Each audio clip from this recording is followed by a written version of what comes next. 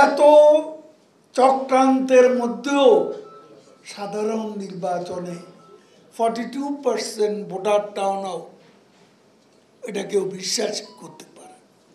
খালেদা জিয়ার চিকিৎসা নিয়ে যারা রাজনীতি করে তারা দেশের বিরুদ্ধে যে কোনো ধরনের ষড়যন্ত্র অপরাজনীতি করতে পারে।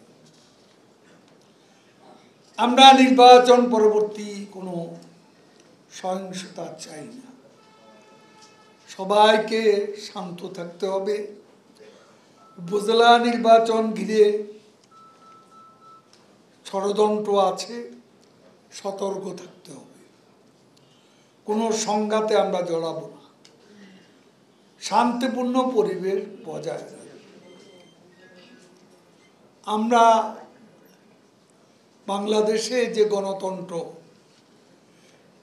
বঙ্গবন্ধু কন্যা শেখ হাসিনা যে গণতন্ত্রকে শৃঙ্খল মুক্ত করেছে এবং আজকে স্বাধীন নির্বাচন, নিরপেক্ষ নির্বাচন, স্বাধীন নির্বাচন কমিশন যার অবদান, তিনি হচ্ছেন বঙ্গবন্ধু কন্যা প্রধানমন্ত্রী শেখ হাসিনা। এই গণতন্ত্রকে বাঁচিয়ে রাখার দায়িত্ব আমাদের সকলের।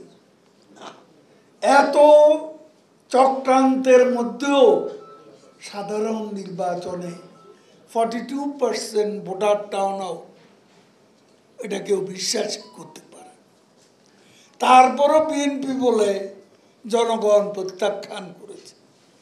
প্রত্যাখ্যান করলে আপনারা আপনাদের সমমনস্করা ইলেকশনে যাননি, তাহলে এত ভোটার কি করে?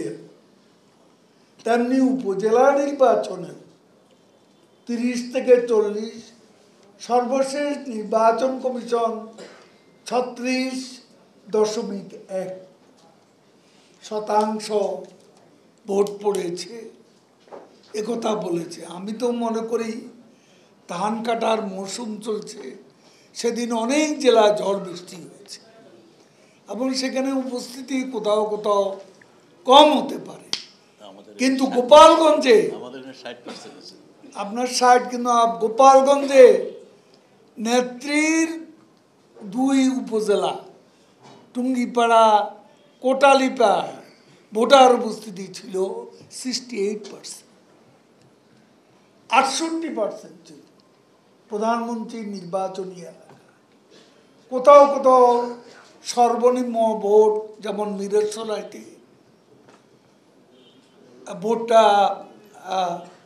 একেবারে স্বাভাবিক না, একটু কমই হয়েছে, কিন্তু ওভারঅল 36 থেকে 40% ভোটার ভোট দিয়েছে।